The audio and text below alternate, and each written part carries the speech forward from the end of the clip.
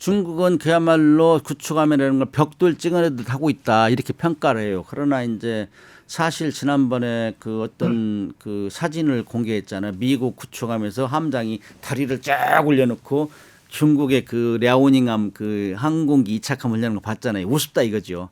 그리고 이제 사실 잠수함 같은 경우는 핵잠수함 나오면은 추적 감시를 한단 말이죠. 알게 모르게.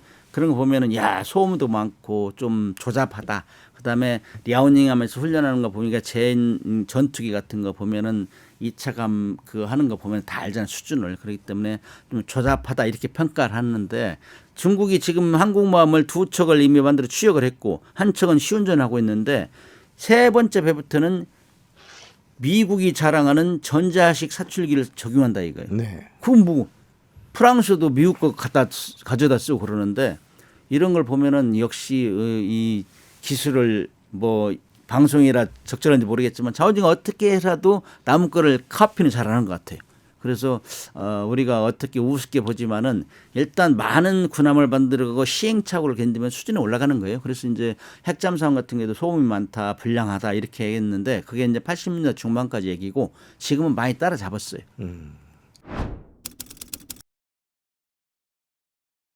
2차 대전 끝나고 나서 니미츠 제도 그랬어요. 과거의 전쟁은 전함이 해전 전함이 전함은 막 거함 거포잖아요.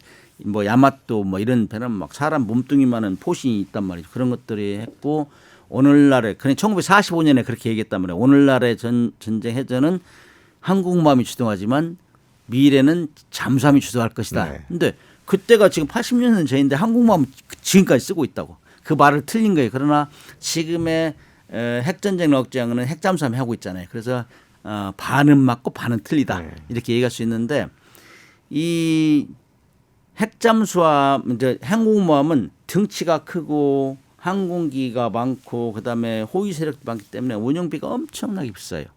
그렇기 때문에 미국에서도 아이 뭐하러 그렇게 비싼 배를 운용하느냐. 우리가 그냥 그 좀 줄이면 안 되냐 이런 여론이 빗발쳐요 지금. 왜 그러냐면은 지금 인공위성이 하도 발달돼 가지고 다 위치를 알아요. 그렇기 때문에 중국이 등펑 26, 21 이런 걸 개발해 가지고 극초음속 대함 미사일을 개발했단 말이에요. 항공모함을 겨냥하는 거예요. 그래가지고 뭐 괌, 하와이까지 공격할 수 있는 능력을 가지고 있기 때문에 미국 항공모함이 타겟가 될 수 있는 거예요. 극초음속 미사일을 막아내기 힘들잖아요. 그렇기 때문에 미국도 전술을 바꾸고 있어요. 그래서 항공모함을 좀 줄이고 그다음에 유무인 복합체계, 무인체계, 무인함정, 무인잠수함을 만들어서 최전방에 배치하자. 그래서 중국을 못 나오게 하자. 그래서 일본, 호주, 인도, 쿼드 만들어 가지고 못 나오게 바리케이트를 치고 중국은 무슨 소리야? 우리가 태평양 국가 나가야 되는데. 그래서 계속 지금 부딪히고 있는 것이죠. 거기에 이제 또 대만이 중심에 있고. 그래서 아무튼 미국하고 중국하고 해군력 건함 경쟁 능력은 지속될 것이다. 그러면 미국은 지금 자기의 능력으로 부족하니 한국과 일본의 도움을 받지 않을 수 없다. 지금 미국은 조선업의 위기다 이렇게 판정을 하고 있어요. 2차전 끝날 때까지만 해도 미국의 조선이 세계의 조선을 이끌었는데 쭉 이제 진행하다가 특히 이제 냉전이 끝나고 난 이후에는 이거 더 이상 배 만들 이유가 있느냐 네. 이런 분위기에 이제 돌아서면서 미국의 조선업이 굉장히 쇠퇴하기 시작했어요. 근데 그것이 근간을 이루고 있던 것이 이제 존스법이라고 있는데 그거는 미국의 연안을 운영하는 모든 선박은 미국에서 건조해야 되고 미국 사람이 참여해야 되고 이런 게 있어요. 그 외국에서는 할 수 없도록 돼 있어요. 이런 것 때문에 한편으로는 국내 조선을 보호하겠다. 보호무역이죠. 그러니까 뭐 경쟁이 떨어지니까 그야말로 카르텔이 형성되니까 단가는 올라가죠. 선가 단가는 올라가고 인건비가 올라가고 투자를 안 하니까 투자가 위축되고 이런 것이 악순환이 되면서 그 조선업이 이제 일본이나 한국으로 왔어요. 이동. 그러다가 일본, 한국 오다가 또 중국으로 이제 넘어가는 이런 상황을 지금 겪고 있는데 그러다 보니까는 미국에서 큰일 난 거예요. 이제 왜 특히 전투함 같은 경우는 지금 수적으로 이미 중국이 미국을 추월했어요. 근데 전투력 하면은 이 총톤수 개념이 있어요. 그게 해군력을 평가할 때 총톤수 개념 얼마만큼 다 합쳐가지고 그다음에 거기에 들어가는 무기가 어느 정도 신무기냐, 미사일 같은 성능 같은 거. 그다음에 이제 또 한 가지는 함정 척수 이런 것이 이제 지수가 되는데 척수면에서는 이미 중국이 미국을 추월해버렸기 때문에 급한 거죠. 전쟁이 일어나면은 큰 배도 중요하지만은 살아남는 배가 있어야 되거든. 그런 차원에서는 미국이 불리하단 말이에요. 그러나 이제 많은 사람들이 느낄 때 미국은 10만 톤짜리 항모가 11척이나 있어. 총 톤수에서는 우세하고 성능면에서 우세할지라도 그래도 숫자가 많은 중국이 지금 급부상하고 있고 중국은 미국을 목표로 해서 추월하겠다. 2050년까지 대등한 위치로 가겠다. 이렇기 때문에 뭐 구축함 같은 걸 벽돌 찍어내야 한단 말이죠. 그런 것 때문에 그거를 이제 어느 정도 미국이 겪다 보니까는 이거 급한 거예요. 지금 뭐 군함 같은 경우 수리를 넣으면은 40% 정도만 지연이 안 되고 나머지는 다 지연된다는 거예요. 군함이라는 거는 다 계획이 있어요. 너는 언제 수리 들어갔다 언제 나오고 언제 뭐 태평양으로 가라 언제 인도양으로 가라 다 정했는데 이런 계획을 짜기 어려울 정도로 지금 침체되어 있는 거예요. 특사 자격으로 왔지 거의. 그래가지고 그러니까 한화오션하고 현대존수 다 이제 탐색을 해보니까 이건 그야말로 자기들 비교 안 될 정도로 정말 스마트한 건조 절차 이런 것들이 엄청나게 앞서가고 있다. 그다음에 뭐 건조 능력도 뛰어나고 한때는 뭐 세계 1등 조선수자 현대존수 같은 경우 그러니까 그걸 보고 감탄했어요. 아 이게 길이구나. 그래서 이제 요즘 막 MR로 사업도 우리한테 주고 그러죠. 우리가 수주하고. 그래서 아마 그런 것들이 이제 트럼프 대선 활동 기간에 많은 사람들이 보고를 했을 거예요. 이건 뭐 한국 협업 안 하면 안 된다. 일본이나 한국하고. 근데 일본은 우리보다 캐패시티가 좀 작아요. 네. 그렇기 때문에 우리한테 굉장히 매달리는 형국이죠. 그래서 이제 저랑 뭐 대선 당선되고 나서 바로 통화하면서 그런 얘기를 하니까 우리 함정 조선업의 주가가 확 올라갔죠 지금. 그래서 그거는 현실로 갈 가능성이 많다. 처음으로 제가 군대 생활을 뭐 30년 넘게 했지만은 미군하고 우리가 연합훈련이라는 게 항상 우리가 의존적이 있어요. 대미 의존적 선진 기술을 받아들이고. 근데 이게 이 처음으로 우리가 이제 일종의 가부위치에서 미국이 우리한테 SOS 천 케이스로 저는 그렇게 평가합니다. MRO 그러니까 정비 수리하는 사업은 지금 그러면 우리나라와 일본 정도가 일본도 하고 있고 소규모는 미군이 파견 있는 그 유럽이나 이런 데도 있어요. 네. 그런데 이제 태평양 함대가 제일 크잖아요. 크고 일본 같은 경우는 우리보다 훨씬 먼저 했어요. 그러나 그 일본의 이제 이 조선소가 아니라 미국에서 돈을 주고 이제 자기들이 운영하는 거죠. 그런 조선소에서 이미 하기 시작했고 우리보다 훨씬 먼저 했고 연간 한 2천억 정도 그 일본에 이제 돈을 뿌리는 거죠. 미국이 그렇게 하면서 쭉 해왔는데 그 동안은 뭐 군함 중에서도 뭐 지원함, 군수 지원함 이런 걸 했는데 전투함 같은 거는 뭐 전투책 이런 게 고급 보안 사항이잖아요. 그렇기 네. 때문에 그런 게 잘 안 맞겠고 그 동안은 선체 정비나 바깥에 이런 거만 해왔는데 최근에 들어서 RFS라고 현지 지원 체제 그게 리저널 지역이라는 리저널 스테이트먼트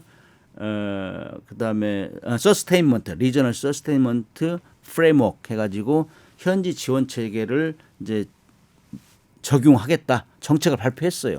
그래서 전투함 그런 이지스 구축함 같은 것도 이제 시범적으로 나눠서 이제 정비를 시키겠다. 한국이나 일본 이런 데서 법은 아니지만 정책이 이제 발표를 했기 때문에 사실상 그동안 존수법이 이제 계속 그거를 가로막았었는데 그게 이제 거의 무력화되는 이런 상황이에요. 그렇기 때문에 MR로 같은 경우는 우리가 수주할 가능성이 많죠 지금. 그래서 우리가 함정 수리도 적극적으로 해주고 거기서 인정을 받을 수 있으면은 인정을 받아야 돼. 예를 들면은 지금 두 척의 군수지원함을 하나오션에 수주를 했는데 그거를 깨끗하게 정비해야 돼요. 원래 정기 수리하는 거는 개념이 그야말로 세배를 만드는 정도의 수준이에요. 뭐 부수품 교환한 오래된 거 교환하고 새로운 장비 있으면 집어넣고 해가지고 깨끗하게 하는데 그걸 잘하고 그다음에 납기를 잘 맞춰요. 납기. 그들이 원하는 시기에 탁 데리버리 하면은 깜짝 놀라지. 미국하고는 완전 틀리네. 그렇게 하면은 이제 이거 뭐 한국은 정말로 정확한 타임에 이렇게 데리버리 하는 거 보니까 이제 믿을만하다. 그다음에 그동안 수리해 놓은 거 이런 걸 보고 이제 다 확인을 한단 말이죠. 그러면은 이제 신조 함정도 같이 건조할 수 있는 수준이네. 그러면 이제 뭐 이미 법 정책을 바꿔 가지고 그 외국에서 정비하는 걸 결정됐으니까 신조 함정 건조할 때 들어가면 우리는 이제 대박 나는 거죠. 존스법에는 못하게 됐는데 이미 존스법이 무너지고 있어요. 이미 뭐 RSF를 만들어 가지고 정책을 변환시켰잖아요. 외국에서 수리할 수 있도록 존스법에는 그런 것도 못하게 돼 있어요. 개조나 수리 이런 것도 못하게 돼 있어요. 그러나 자기들이 필요해서 이미 하고 있기 때문에 그거는 점진적으로 수정이 되지 않겠느냐. 뭐 미국도 항상 특히 트럼프 대통령 같은 자국 우선주의잖아요. 아메리카 퍼스트를 항상 유치기 때문에 자기들이 필요하면 주고 있단 말이죠. 근데 그리고 이제 트럼프 대통령이 제일 잘하는 것 중에 하나는 행정명령 발효예요. 애매하면 오래 걸리기 때문에 자기 행정명령을 하잖아요. 이런 것들은 할 수 있는 수준이라 이거죠. 대통령이 필요해서 하면 할 수 있게 돼 있어요.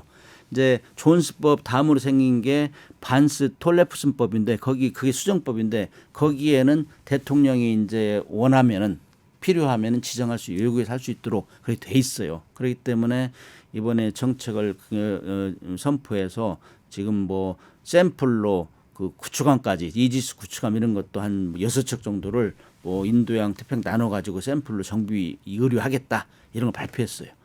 그렇기 때문에 가능합니다. 그래서 이제 그거를 전투함 이지스 전투체계 같은 거 같이 하려면 뭐 어차피 이지스 전투체계도 우리가 미국에서 사와요. 사와가지고 지금 우리 이지스 구축함물이 3척이 있고 정조대왕까지 4척이 지금 거의 되고 있고 6척까지 할 건데 선체와 포 같은 거 우리 걸로 하고 이지스 전투기는 미국 걸 써요. 그렇기 때문에 사실 그런 것도 우리가 하겠다 이제. 근데 자기들이 그렇게 하면 알맹이 정비가를 이제 우리한테 주는 거기 때문에 좀 꺼려하죠. 그러나 어떻게 우리가 이 MR로 수주받은 함정들을 어느 정도 마음에 들게 해주느냐. 이거에 따라서 미국에서 우리한테 더 의뢰할 수 있고 자기들이 더 급해요. 사실 중국이라는 나라가 지금 세계 함정 건조의 50% 이상을 하고 있어요. 우리가 한 28%, 일본이 18%. 그런데 어떤 기록에 보니까 올해 1월 달부터 10월 달까지는 중국이 65%, 네. 우리가 28%, 일본이 1% 했더라고. 그다음에 미국은 0.13% 수주를. 그러니까 우리 능력을 많이 평가하는 거죠. 우리나라가 하지 않은 거는 배 중에서는 항공모함하고 핵 추진 잠수함만 아직 안 했어요. 나머지는 다 했는데 요즘 전투함의 꽃이라고 할 수 있는 건 이지스 구축함이래요. 이지스 구축함 우리 만들었잖아요. 그다음에 이제 항공모함은 아닐지라도 항공보다 작지만은 독도함 14,500톤의 독도함을 만들어냈어요. 그러면은 이제 우리가 고도의 전투 체계를 가진 이지스 구축함도 만들었죠. 그다음에 저 독도함, 항공모함 다음 그레이드 이런 거 만들었기 때문에 우리가 목표만 설정하면은 뭐 지금 미국에서 우리를 인정하고 있어요. 자기들보다 이미 조선 기술 앞서고 있다 이런 걸 인정하기 때문에 우리가 주장하는 것보다도 미국에서 우리를 찾기 때문에 뭐 거의 세계 최고 수준이다 이렇게 얘기할 수 있어요. 그다음에 이제 우리가 이지스 구축함도 세 번째로 미국, 일본, 우리잖아요. 그렇기 때문에 우리의 군함 건조 능력은 상당히 탑 클래스에 와 있다 이렇게 이해하시면 돼요. 잠수함 수출은 아까 얘기했지만 우리가 최상의 디젤 잠수함을 만들 수 있는 최상의 수준으로 지금 도달해 있기 때문에 여러 국가에 너부쿠를 하고 있어요. 특히 캐나다 같은 건 8척 내지 12척을 사겠다. 폴란드도 뭐 2 내지 4척, 그다음에 필리핀도 2척, 뭐 사우디 이런 데서 요청하기 때문에 지금 각 축전이 벌어지고 있어요. 근데 이제 실질적 임박하지는 않은데 캐나다 같은 경우는 제가 작년부터 한일전이 예상된다 이렇게 얘기했는데 일본이 지금 이번에 캐나다에서 정보를 내라 했는데 정보를 잘 안 낸 것 같아요. 그래서 일본이 참여할지 안 할지는 조금 불투명해졌는데 좀 있으면 윤곽이 나타나겠지만 지금 캐나다 잠수함 같은 경우는 우리하고 독일, 프랑스, 스웨덴, 스페인 이렇게 5개 국가. 근데 우리는 이제 한 국가에서 2개의 이 조선소가 참여하기 때문에 엊그저께 우리 호주 네. 호위함 실패했잖아요. 네. 똑같은 사례가 반복될까 걱정해요. 자, 정리를 해보겠습니다. 트럼프 2기 한국 조선업 어떤 영향을 받을 거라고 보세요? 군함 건조부터 잠수함 수출까지요. 트럼프 당선인이 먼저 전화해서 얘기했기 때문에 그 미국의 온 그 기관이라는 데서 한국과의 조선을 협력하는데 올인할 것이다. 그렇게 보고 우리는 이 기회를 잘 살려서 우리 조선업도 부흥시키고 또 미국과 가능하면 군함도 팔아서 같이 팔 수 있는 이런 수준까지 가면은 정말 우리는 가장 이익이다. 우리 국익에도 도움되고 한미 동맹도 강화되고 그렇게 하면서 우리 군사적으로 협력해야 된다. 이렇게 되면은 베스트라고 생각합니다. 네, 오늘 말씀 여기까지 듣겠습니다. 기시간 네, 고맙습니다. 고맙습니다.